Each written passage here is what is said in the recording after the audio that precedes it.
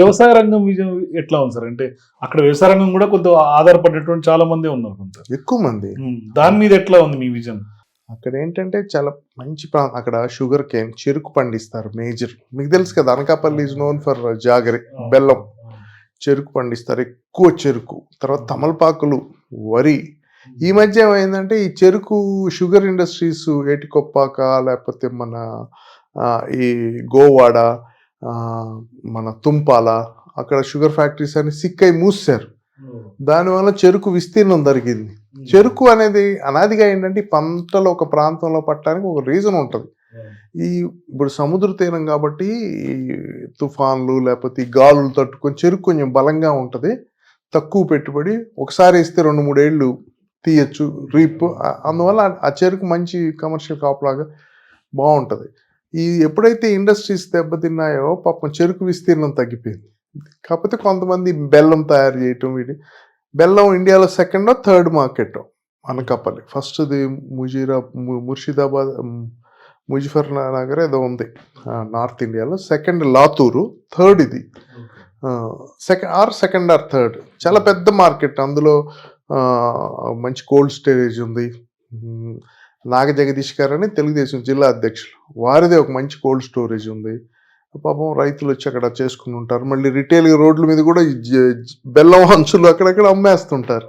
నాకు అనార్గనైజ్డ్గా ఉంది. ఎక్కువ మంది లోకల్గా గవర సోదరులు, కొప్పులు వేలం సోదరులు, అట్లా కొన్ని కాస్ట్లు, కొన్ని సామాజిక వర్గాలు పాపం ఆ వృత్తి మీద నమ్మకంగా ఉన్నాయి. కానీ వాళ్ళు ఆర్థికంగా ఎదగట్లేదు. దానికి ఒక్కదానికే పరిమితం అయిపోయారు. అంటే కొన్ని ప్రాంతాల్లో వ్యవసాయం వర్షాధారం మీద ఆధారపడి ఉంది. ఈ మంచి రిజర్వాయర్స్ ఉన్నాయి మీకు, రైవాడ్ అని, పెద్దేరని, ఇట్లా ఒక 5 రిజర్వాయర్స్ ఉన్నాయి. శారదా నది, మరి తాండవ నది. శారదా నది పరివాహక ప్రాంతమే అనకాపల్లి, అది వెళ్ళి సముద్రంలో కలుస్తుంది. ఈ పంచదారులు అంటారు, 5 దారులు వస్తాయి.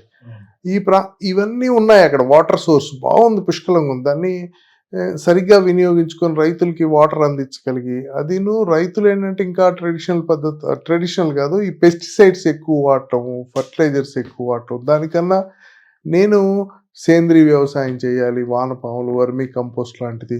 ఇప్పుడు న్యాచురల్ ఫార్మింగ్ కూడా వచ్చింది. న్యాచురల్ ఫార్మింగ్ చేస్తే కాస్ట్ ఎఫెక్టివ్, కానీ దానికి వాల్యూ ఎక్కువ ఉంటుంది ఎక్స్పోర్ట్స్కి. ఆర్గానిక్ వాటికి ఇప్పుడు మన సిటీలో కూడా చూస్తున్నాం కదా, ఆర్గానిక్కి 4-5 times ఎక్కువ, పెట్టుబడి తక్కువ. పైగా వీళ్ళు పాపం దళారీలుగా అమ్ముకోకుండా కొంచెం కోల్డ్ స్టోరేజ్ ఫెసిలిటీస్, వీళ్ళకి రుణ సదుపాయం, ఇన్సూరెన్సు, ఇట్లాంటి రైతు కూలీలు కానీ, రైతులు కానీ, లేకపోతే కౌలు రైతులు కానీ, వీళ్ళని ప్రొటెక్ట్ చేయాల్సిన అవసరం ఉంది. మొన్న ఎవరో ఒక రైతు, అసలు మాకు వ్యవసాయం అస్సలు ఏమి లేదు సార్ ఈ రోజుల్లో, ఏమి రైతులు గిట్టుబాటు ధర లేదు, మొత్తం దళారీలు దోచుకుపోయేదే ఎక్కువ ఉంది. గిట్టుబాటు ధర లేదు. ఇప్పుడు మొన్న మిచాంగ్ దిపాన్ వచ్చింది, మేము అక్కడే ఉన్నాం. మా బైరా ఫౌండేషన్ తరఫున సహాయ కార్యక్రమాలు కూడా చేసాం. పాపం కొంతమందికి వెళ్తే మాకే వాళ్ళు ఏడ్చేస్తున్నారు. అంత రెడీగా వరి బాగా పండే టైంకి ఆ తుఫాన్ వచ్చి, ఎస్పెషల్లీ మన ఎలమంచిల్లో, మన ఇటుపక్క పాయకరావుపేట నియోజకవర్గం, ఈ సముద్రానికి దగ్గర ఉన్నదే బాగా దెబ్బతిన్నది. ఏదో 2-3 రోజులు 4-5 వెళ్ళారు, చేశారు, కానీ ఓవరాల్గా బాగా నష్టం వచ్చింది. ఇట్లాంటి రైతుకు అండగా నిలబడాలి. రైతే కదా భారతదేశంలో మనకి మోర్ దెన్ 50% ఎకానమీ వ్యవసాయం నుంచే వస్తుంది ఈ రోజు కూడా. సో రైతుకు అండగా నిలబడాలి, రైతు కోసం మనం వర్క్ చేయాలి. వాళ్ళని ఎడ్యుకేట్ చేస్తే కొత్త మోడర్న్ అగ్రికల్చర్. ఇప్పుడు మొన్న నేను మా ఫ్రెండ్ ఒక ఆయన సింగపూర్ నుంచి వచ్చారు. ఆయన డ్రోన్స్ ద్వారా pesticides, fertiliser, sprinkling, nano fertilisers, nano chemicals అని చేస్తున్నారు. ఏంటి అంటే నువ్వు 20 ఎకరాలకు ఒక పూటలో చేసేయచ్చు దిలీప్ అని చెప్పారు. 20 ఎకరాలు మాన్యువల్గా చేయాలంటే వారం పడుతుంది, లేబర్ దొరకటంలా ఈ రోజుల్లో. రెండోది, అలా జల్లినప్పుడు పూర్తిగా రాదు. అదే ఈ డ్రోన్స్తో కంప్లీట్గా అన్ని చెట్లు, పొలం అంతా స్ప్రెడ్ ఎక్కువ ఉంటుంది.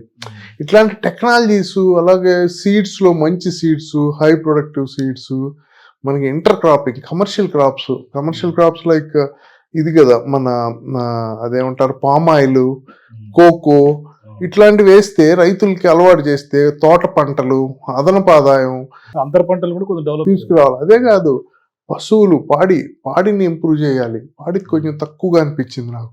కోళ్ళ ఫార్ములా, ఇప్పుడు వెనక వ్యవసాయం అంటే ఇంటిగ్రేటెడ్ వ్యవసాయం, అవి కూడా ఉంటే ఏంటంటే ఇప్పుడు ఈ కరువు గిరువు లేకపోతే ఈ వర్షాభావం ఉన్నప్పుడు అవి కాపాడుతుంటాయి, ఆ ఇన్కమ్ కాపాడుతుంటది. అదంతా రైతుల్ని కొంచెం చైతన్యపరిచి వాళ్ళకి రుణాలు అందజేసి ఇన్సూరెన్స్ సౌకర్యం కల్పించి వాళ్ళకి అండగా ఉండి వాళ్ళ ఉపాధి పెంచి ఇట్లా తుఫాన్లు అవి వచ్చినప్పుడు వాళ్ళని ఆదుకుంటా ఉంటే అది రైతు. సో ఇప్పటిదాకా మీ విజన్ అంతా విన్నాం కదా. సో నెక్స్ట్ ఇప్పుడు మీరు ప్రత్యక్ష రాజకీయాలకు రావడం ద్వారా అనకాపల్లిని ఒక మొత్తం మార్చేసి 5 ఏళ్లలో మార్చి చూపిస్తారా?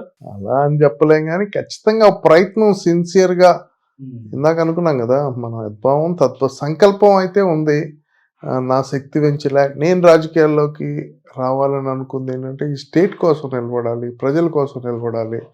మా ఫాదర్ ఏం చెప్పేవాళ్ళు అంటే నీ జీవితంలో 3 ఉంటాయిరా, 3 స్టేజ్లు ఉంటాయి. ఒక మనిషి 100 ఏళ్ళు అని అంటారు కానీ 75 ఏళ్ళు బతుకుతారు.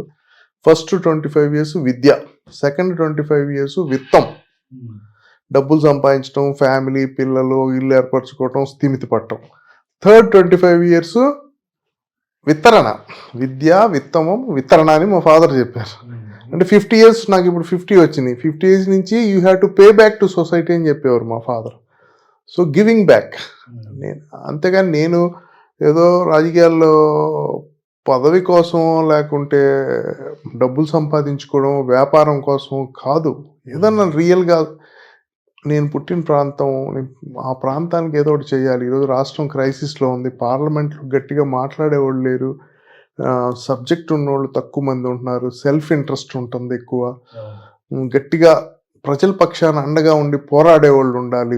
Apart from that Chandrababu Naidu గారు లాంటి వ్యక్తులు, మాకు జీవితాన్ని ఇచ్చిన చంద్రబాబు నాయుడు గారు లాంటి వ్యక్తులు ఈరోజు ఇబ్బంది పడుతున్నారు, వారికి అండగా ఉండాలి. లోకేష్ లాంటి వాళ్ళు, వీళ్ళు కాక లోకేష్ గారు స్ఫూర్తి, ఆయన మమ్మల్ని అందరినీ రండి అని వెల్కమ్ చేసి పోరాడదాం రండి అని ఆయన యుగళం లాంటి యాత్రలు చేయటం.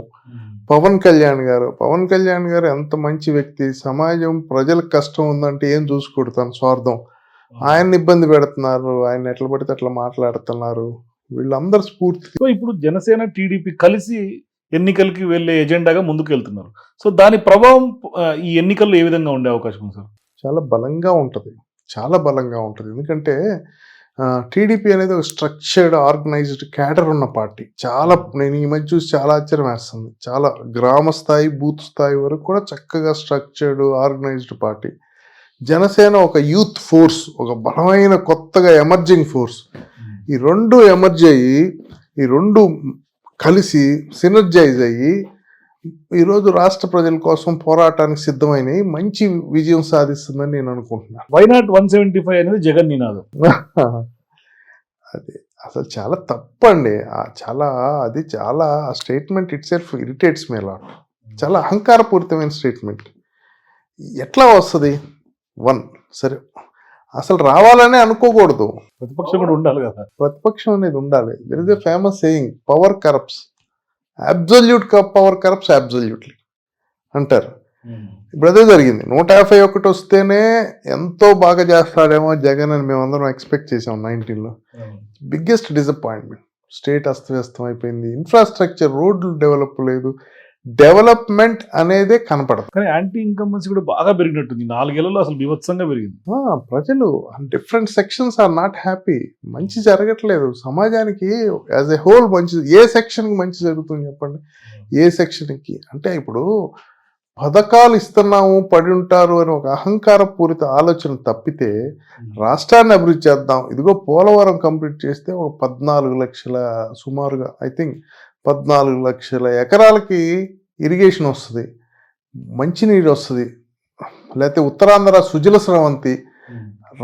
3 క్యాపిటల్స్ ఏంటి సార్? సరే, నువ్వు ఆ రోజు అసెంబ్లీ సాక్షిగా ఒప్పుకున్నావు 3 ఏది నీటు క్యాపిటల్ పెట్టే రోజు అడిగితే ఎస్ వీఆర్ విత్ యూ అన్నారు. నమ్మి 33,000 మంది రైతులు 33,000 ఎకరాలు ఇచ్చారు, వాళ్ళని ముంచాం.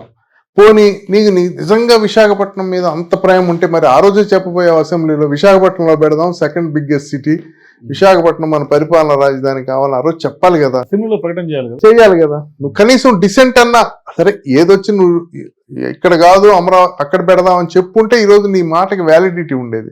నెంబర్ 2, ఇప్పుడన్నా 3 రాజధానులు కాదు, సరే మొత్తం విశాఖపట్నానికి మారుద్దాం, ఒకటే చోట ఉండాలి. కర్నూలులో హైకోర్టు ఏంటి, అమరావతిలో అసెంబ్లీ ఏంటి, విశాఖపట్నంలో అసలు ఏంటి సార్, ఇప్పుడు చరిత్రలో కొంతమంది నిలిచిపోతారు. మొహమ్మద్ బిన్ తుగ్లక్ ఎందుకు నిలిచిపోయాడు? ఢిల్లీ నుంచి దౌలతాబాద్ ఈ పిచ్చి పనులు చేసి. అట్లా కాకూడదు మనం.